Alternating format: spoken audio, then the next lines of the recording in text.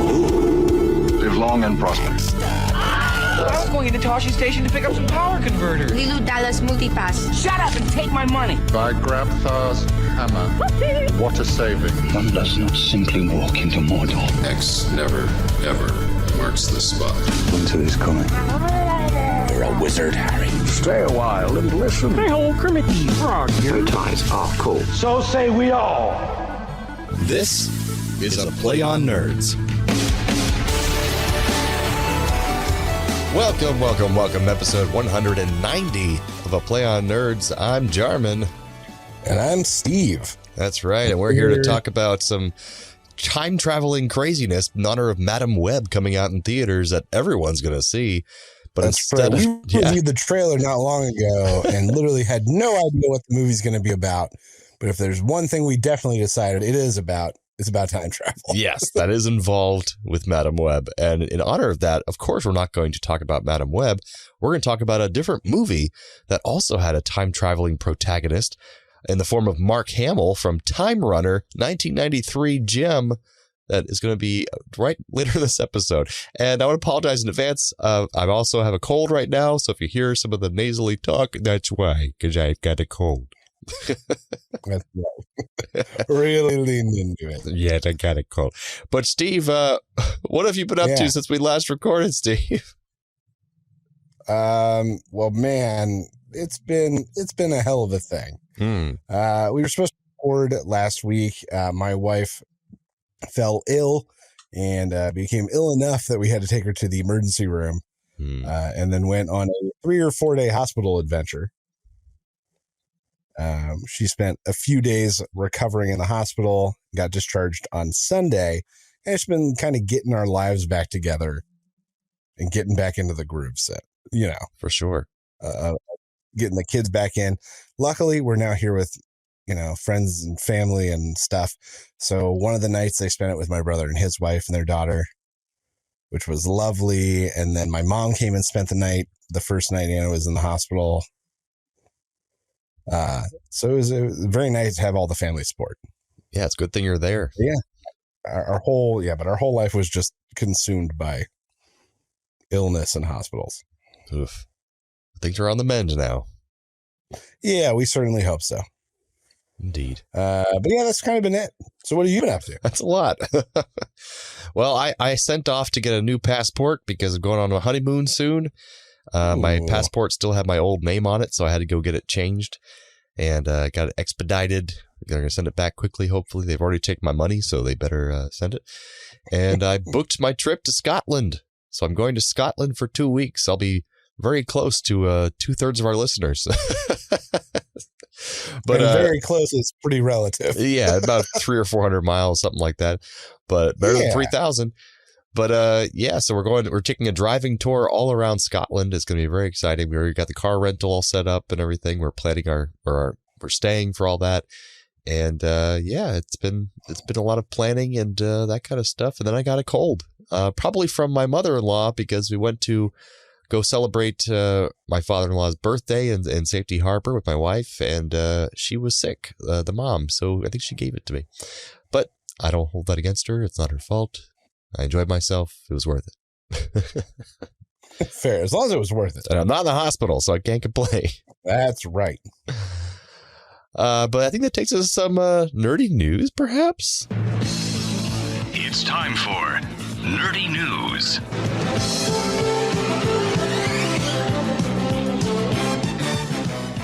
All right. The name of my story this week is not that cheeky. Just burn it. Just burn it all. In Alaska, a new species of gnat has been discovered. Scientists have concluded that it differs enough from the European gnat to be considered a separate thing. Most of us know the European gnat. But what makes this new species distinct and special? Well, when they're in their larval stage, they tend to stick together and move around as a group, climbing over each other like a terrible connector set of awful. And they form these long moving trains that people mistake for snakes. Ooh. But instead, they're just snakes filled with 10,000 bugs. That's disgusting. And everything just got worse. Oh, God. So that's So burn it. Just burn it all. So less news and more of a big downer. It's news. It's not good news. That's apparently what we're going to encounter when we go to Scotland, is this thing called a midge, which apparently bites you, but it's not as bad as a mosquito, but there's so many more of them. So I'm really not excited about that. So very, very good. Enjoy that. Enjoy the midges. Well, I guess that depressing news and just burn it. Takes us into this depressing review. Time Runner. Here we go. Time Runner.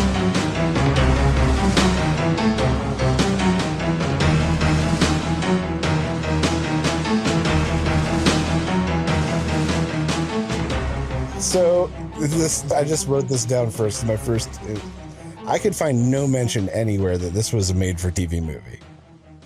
But it must have been. The version I found and rented was in 4:3 television format. Yeah. So that means whatever original existed of this doesn't exist anymore, and the best version they could find to digitize was a television version. Yeah, I saw this. I found the same problem. There's no 16:9 version of this movie. Nope, it's all 4:3. Mm-hmm. So in this 4:3 movie, it's the future and the Earth is under attack. Michael Raynor is humanity's last hope as he hops into a wormhole, gets sucked into a wormhole, really, and heads to the past. Two scientists in the past discover his crash, and they find the technology from the future, but the blood is human blood.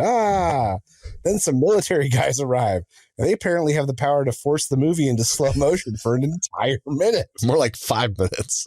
It's terrible. It really went on. We'll talk Forever. about it. They take over this site, and it's their investigation now. Meanwhile, Raynor explores the past. He takes in the lavish Earth that to him is gone now. He finds a small cottage and discovers that he's in the past. Like, he doesn't understand what's happening. It's so beautiful and lush. Suddenly he gets a flash into the near future where he is in a diner and sees someone gets killed. But then he gets confronted by the cabin's owner. Meanwhile, in the future, time is running out. Back in the past, the Black Ops military guy shows up, questions the cabin owner, and then just kills him by crushing his skull with his hands.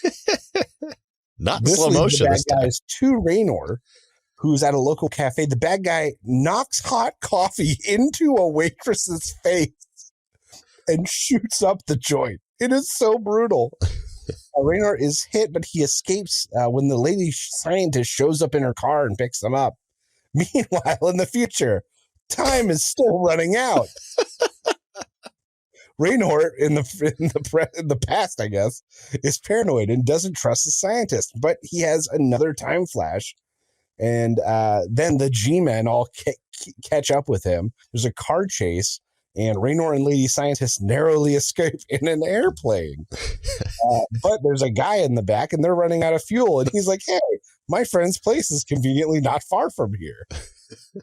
Let's go." And they conveniently land there. And then there's a truck and a gun waiting for them. And their new friend says he'll go with them for some reason. Back in the future, the president shows up, says they have to surrender, and time is still running out. Back in the past, they find Raynor's pod. They get the flight recorder, and they want to destroy it so it can't be used to screw up the future. But back in the future, the compound is under attack. And they're running out of time. Lady Scientist in the past tries to break the code on the flight recorder. They transfer the recorder to Laserdisc. They need to find someone they can trust. There's a senator. Oh, he's the guy who's going to become the president in the future. They got to find him and convince him about the aliens in the future. And it's Raynor's birthday tomorrow, apparently. In the future, they're running out of time as forces come to rescue the president. But the president is an alien, and the time is running out. Meanwhile, in the past, the G-men show up to the senator president's campaign stop to finally catch up with Raynor. Raynor tells the senator president all about the future, only to reveal that the bad G-man is there and that they were aliens all along. Even the lady scientist was an alien. Whoa. And now they're going to murder his mom. Somehow Raynor escapes again, somehow, and he heads to stop his mother's own assassination. She does get shot, though. It was a surprise.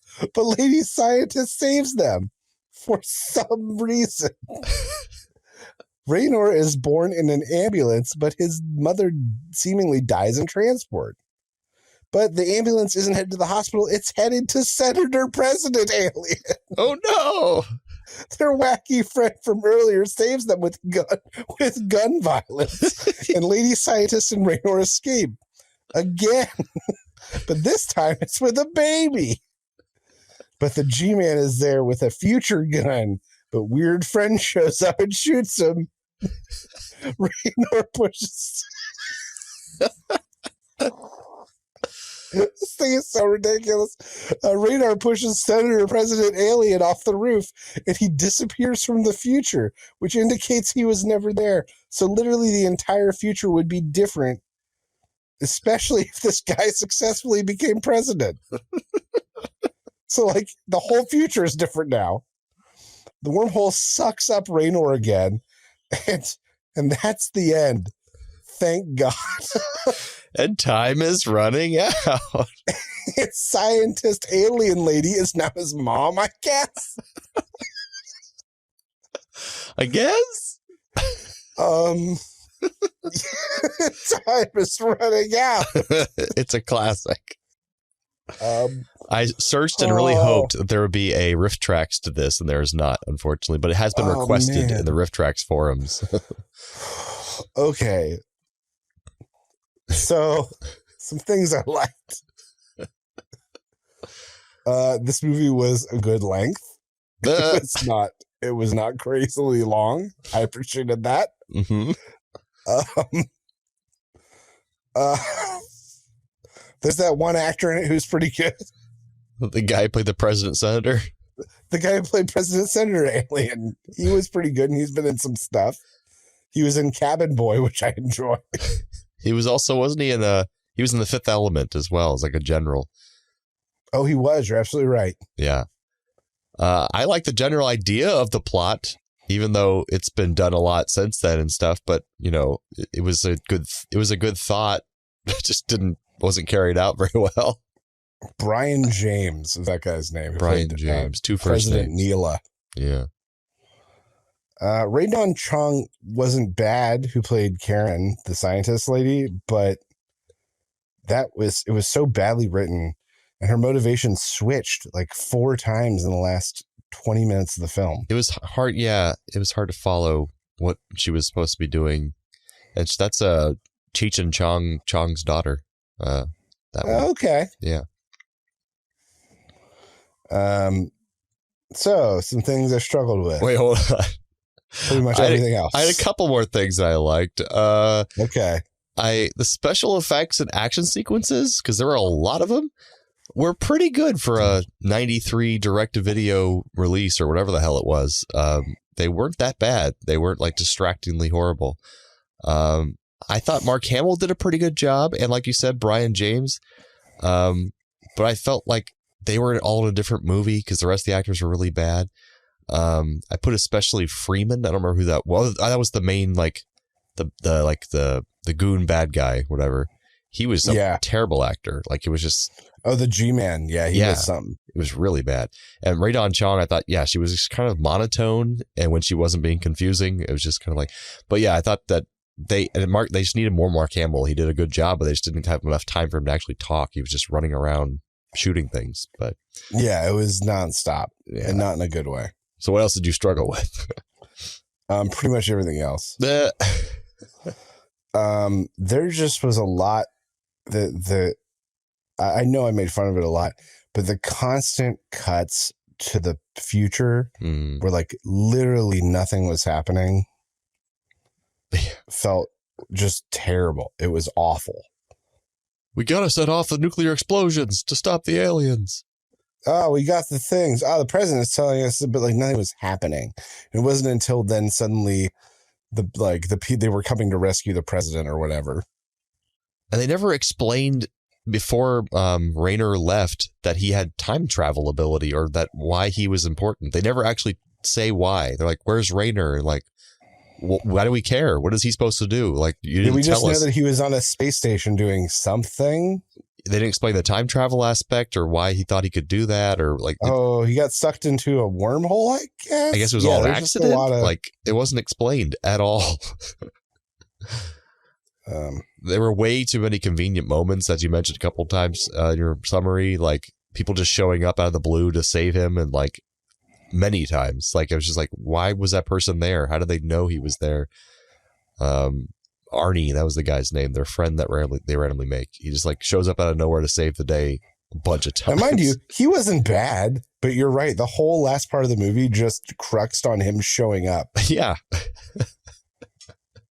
Oh, there's Arnie again. Good thing this random guy is really good at shooting He stuff. wasn't bad. It was kind of like Kramer from Seinfeld, sort of. Yeah, like I didn't hate the actor. But with gun violence. Lots of gun violence. Just lots of gun violence. They needed to explain the alien race a lot better, because I didn't really understand where they came from, what their organization was like, why were there some different Do factions. they actually look just like humans, or yeah, we never saw them in they're their. wearing holograms or costumes? It was never explained. We never see them as alien forms. Yeah, like we don't know what that's all about. Right. It was very unclear. Yes, 100%. They clearly just didn't have budget for actual aliens. Didn't want to explain it either. Yeah, they didn't have budget for writing that either. that's true. There were a lot of things they just did not have budget for. I feel like they spent all their money on Mark Hamill, and they were like, shit, what are we going to do for the rest of the movie? And then I think like Mark Hamill told them, like, I don't want to learn lines for this, because like if they just used him in more scenes where he could talk, instead he was like usually in the dark, breathing heavily, or there were stuntmen portraying him. Yeah, running around, shooting. It's like, he can act. Like, you can let him do some moments. You paid money for him. I don't know. It was weird.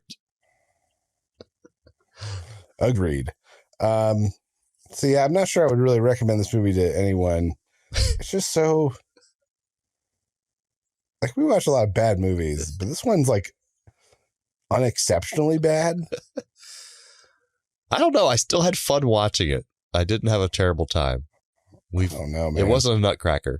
I think I'd take Pinocchio's Revenge again over this. I didn't mind Pinocchio's Revenge. I thought Pinocchio's Revenge was better than this. Yes, like in bad and good ways. Like, it was still more entertaining to watch than this. But I just wish there was a higher quality version of this to watch. It was just hard to see some things because it was just kind of bad quality. And I got the best quality available, but it was still like. But it was still bad. Still bad. So yeah, maybe not a recommend, but if you want to see Mark Hamill still like young and virile, you should check it out. So some trivia for this movie. Senator Neela's last name is Alien spelled backwards. Those clever bastards. Many of the soldiers seen in the movie are actually members of the British Columbia Dragoons, the Army Reserve Unit in Kelowna, BC, Canada. And you could tell this was filmed in Canada thanks to all the accents from the actors in the smaller parts. They all had Canadian accents.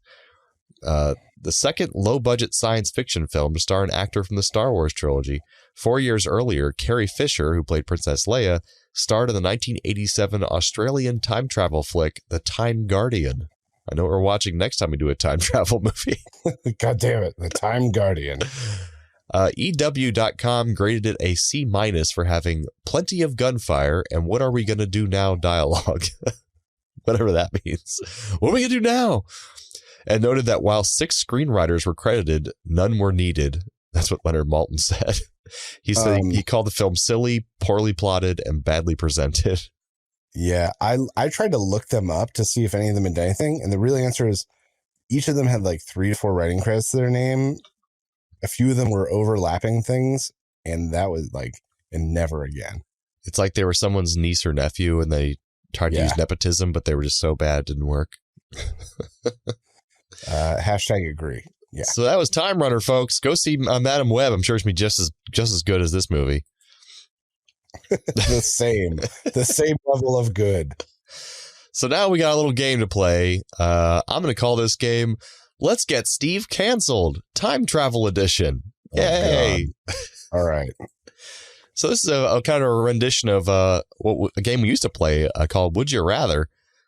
So we're going to take Steve back into the past, and as a professional time runner, you get to change one event for the better. Oh my God. But you have to choose which one. You can't do both. Okay. So you got to answer pretty fast. Can't think too hard because there's a few of them. All right. Would you rather change, prevent the sinking of the Titanic, or stop the assassination of Archduke Franz Ferdinand, potentially averting World War I? I would say the Titanic. Really? Well, because there was a lot of tension in Europe before, like the assassination of Archduke Ferdinand, or the killing of Archduke Ferdinand, was like the spark that lit it, but something would have lit it eventually. So basically, it wouldn't have stopped it, and would have. I don't think it really would have stopped it from happening now. That's fair. That's fair. So because of that, I think that the Titanic is the one that would have more impact in that. I think it would actually prevent something. Right. You know? Yeah, I don't yeah. think I can prevent the other thing for real. All right, you're not canceled yet. That's a good distinction. All right. All right. Would you rather ensure the Library of Alexandria never burns down, or prevent the destruction of the Mayan codices, preserving their knowledge? So in this reality, one of those two terrible things is going to happen. Right. Okay. You can only choose one. I'm going to say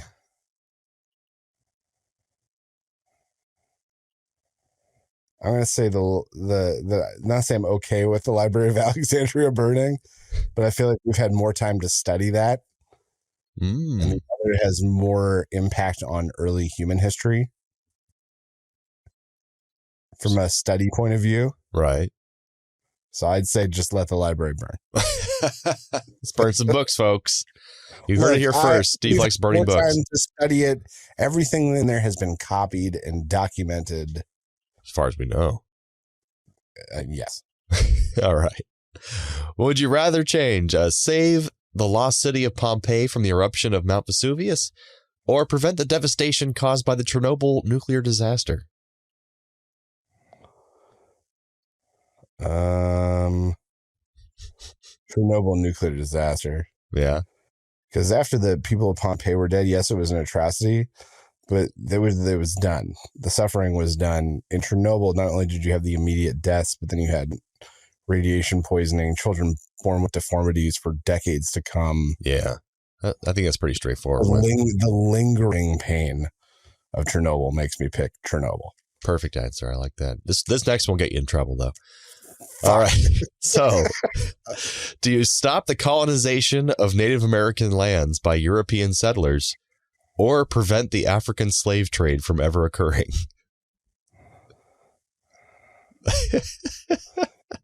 I will say prevent the colonization of North America, because then there may not have been not a need for the slave trade, but the workforce needed to get North America on its feet is certainly what drove. That's true. Trade. Oh my gosh, you got around that one. That's pretty good. I'm not sure I got around it because they're both awful. Right. But thinking that taking care of one and helping all that people could potentially also help the other. Yeah, if we never colonized Native American lands, we might not have ever started the African American slave trade or the African slave trade. Yeah, that's a good point. That's a good point. I don't know. All right. Plenty of slave trade before that. Yeah, like that's the thing. There was plenty of slave trade. Oh yeah, there was, and it was still. So it's hard for me to be like, yeah, then fix it. But it would be the right direction. It's a good thought. It would abate it. Yeah. Maybe. Would you prevent the assassination of President Abraham Lincoln, or halt the atomic bombings of Hiroshima and Nagasaki during World War II? That is tough. One guy versus lots of people. I'm just saying, I don't know. But a lot of impact for both. I'm going to say, ooh, man, that's tough. Let me talk to my reasoning so I can at least justify it. Yeah. So by the time Lincoln was assassinated, his work was done. Mm-hmm. The work he dying that we know of. Cemented as a figurehead of that fight that still endures to this day. Right. Dying for the cause cemented him in that fight to this day. So there's something to be said for that. That being said, the bombing of Hiroshima, Fat Man, Little Boy, is what ended World War II. At least for Japanese, anyways. Yeah. Like that was the end. That was the final. That was the we're done now. Mm-hmm. We'll put our bat away if you guys pack up. So it's hard. Man, that's tough. Like how much more suffering, how much longer could the war have gone on? That's true. And then where else could those have been used then, which could add other implications? Mm-hmm. I'll say stop the bombings. There are bigger implications there, but as I said, Lincoln's work was done. Wait, so you wouldn't stop the bombings, or you would stop the bombings? I would stop the bombings, let Lincoln get assassinated, because as I said, his work was finished by the time it happened. I see what you're saying. Yes. Okay. All right. Now, here's a fun one. Would you prevent the assassination of Martin Luther King Jr. or stop the terrorist attacks on September 11th, 2001? Martin Luther King Jr. All right. Give a justification for that? I think of what the world could have been with another 20 years of him. Right. How different things could be. That being said, once again, his death may be what cemented him in that cause and gave him the impact that he has had. So who knows? Maybe by saving him, somehow it would have been less impactful. Yeah. So I don't know. That's tough. It's tough. Tough being a time traveler. It is tough being a time traveler. Would you stop the invasion of Iraq in 2003 or prevent the Fukushima nuclear disaster in 2011?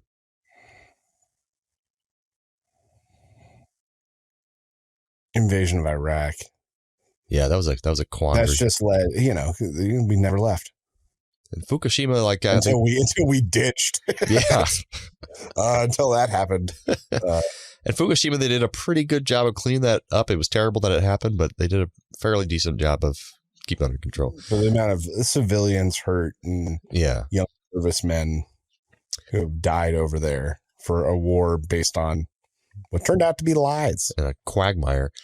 Avert the Deepwater Horizon oil spill in 2010, which I won a Peabody Award for. Or... That's right. Peabody Award-winning host Jarman Day. That's right. It's hanging up right above me right now. Or prevent the outbreak of the Syrian civil war in 2011. Okay, say those again. Oh, my God. So avert the Deepwater Horizon oil spill in 2010 or prevent the outbreak of the Syrian civil war in 2011. Lesser known by us people in the U.S., the Syrian civil war. I'll choose the Syrian civil war.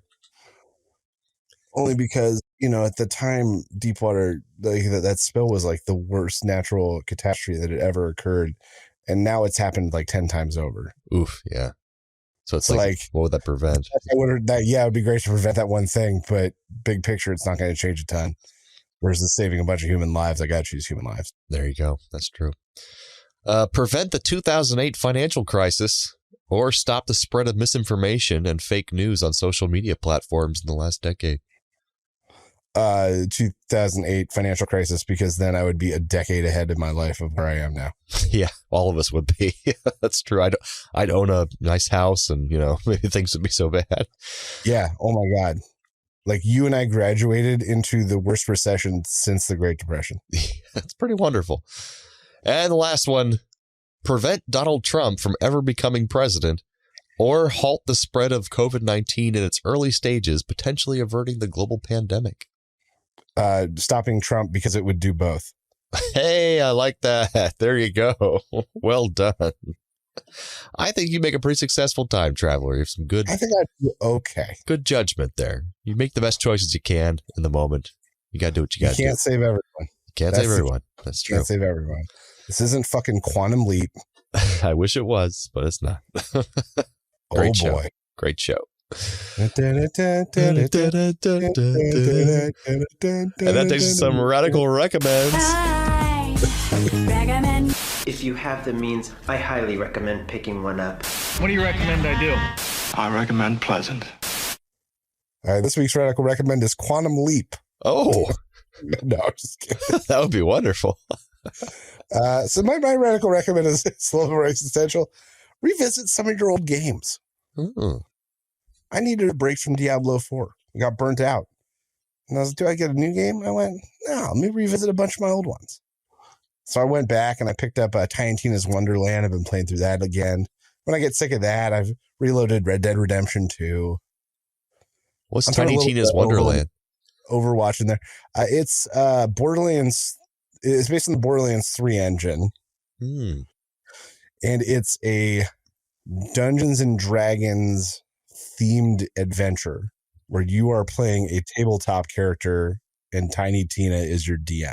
Oh, interesting. I recommend it. The gameplay is not super long. I think that's maybe my one. And they have not done a very good job of continuing it. They haven't added new stories with the expansions. They've been adding new dungeons. Hmm. Because of that, there's nothing more for the player base to experience. So they've kind of lost people. Gotcha. But the initial game playthrough is totally worth it. It is a great, fun game. Great, fun dialogue. Great voice acting. That's key. You get to seduce a bridge at one point. It's real good. That sounds like D&D. And then Red Dead Redemption 2. So my radical recommend is don't buy a new game. Revisit your old games. I agree. And on that, Pick something up you haven't played in a few years. And I'll tack on to that to say, like what I said, I think a couple of weeks ago, that instead of buying new games, if you're a gamer, that cost so much money, go back and play some ones that are a little bit older, but still look and feel just as good. You know, they're really cheap on Steam and stuff. Like you can get like $7. A AAA title that was out, 10 years ago is still a fantastic game that you've never played before, and it's like $7 instead of like a $70 new game. Mm-hmm. As we get older, we're missing a lot of these games that come out every year. So just go back and look at some old stuff. And that's just as good. Yeah, I like that. All right. Takes us some trailer reviews.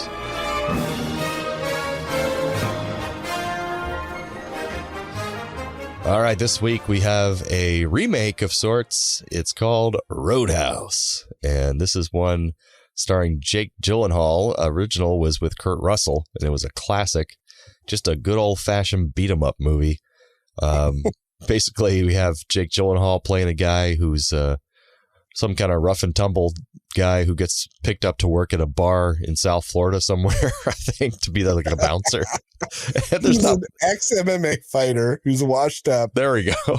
Hired to work at a roadhouse in Key West. Yeah, there you go. I like my description better. I do too. Some rough and tumble guy is the bouncer and he's beating people up. That's kind of there's some, I don't know. And there's some like mafiosos that want to take over this bar in Key West for some reason. And he's like, no, I'm not going to let you. I'm going to beat you up. And there's no cops for some reason. The police not exist in Key West. It's all cats. It's the Wild West in Key West. Key Wild West. That's what they call it. Yep. Wow, West. And Jake Gyllenhaal got jacked for this movie, and he's beating people. Fucking choked, man. Yeah. Look at that guy. And you know what? Sometimes you need just a good old-fashioned 90s, 80s style beat-em-up movie, and I think this looks like a lot of fun. I love the old Roadhouse because it was just a good old-fashioned beat-em-up movie, and you feel like you're kind of playing a video game like Streets of Rage, just going down the street beating people up, and I'm just like, this is great. Similar music, too. Yeah, pretty much. What do you think of the trailer, Steve? So it had me for a little bit. Mm-hmm. And what I mean by that is, the original Roadhouse is he's like a simple guy. Yeah. Who doesn't like to fly, so he drives everywhere. He accepts his job. There's like a local bad guy. It's very down to earth. This one starts to feel that way. Like when he's slapping the crap out of the guys. We got the local, mafioso type character. But then all of a sudden, there's like boat chases and explosions. And out of nowhere, this turns into a high-octane action movie. Yeah. It's just not what the original Roadhouse was, even a little bit. I'm hoping they don't go too far down that lane, but you're absolutely right. It needs to stay as a simple beat 'em up. A simple beat 'em up. That's the thing. I think that they're going to get away from the thing that you're excited about. You might be right. So I'm going to give this movie. All right. So it's like middle of the night. It's like 3 a.m. Raul's really got to get up. He's got to go pee. So he wanders into the bathroom and Doesn't even bother turning the light on. They got a little night light in there. He goes pee. He doesn't flush because it's night. He doesn't want to wake up. And when he blurry-eyed walks back towards the door, and out of nowhere, the light pops on, and Gary Busey's right in front of him. And Ron goes, and he's blinded because he can't even see. His eyes clear just long enough for him to watch Gary slap him in the face, turn the light off, and disappear into the darkness of the house. I want him to yell out, Roadhouse! Just run away. Roadhouse! Yes, that's exactly right. Nailed it. My review for this is we have actually flipping the tables here. Gary Busey is, bleary-eyed going to the bathroom. He's just walking, trying to get, I gotta find the bathroom. I got pee so bad. Oh my God. And all of a sudden he just gets whacked across the face.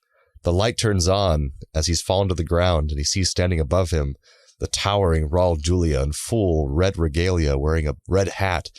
And he says, "You fool, you forgot that I am M. Bison."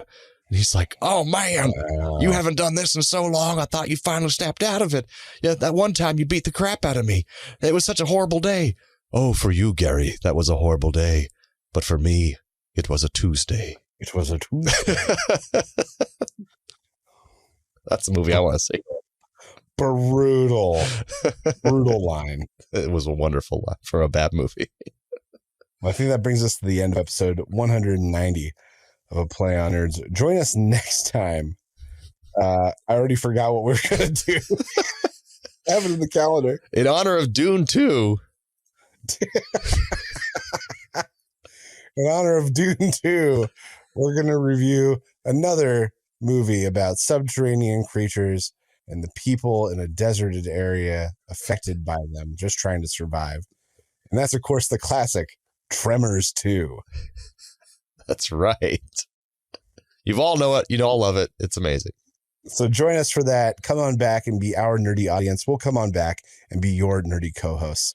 And thanks again, Internet. Stay nerdy, my friends.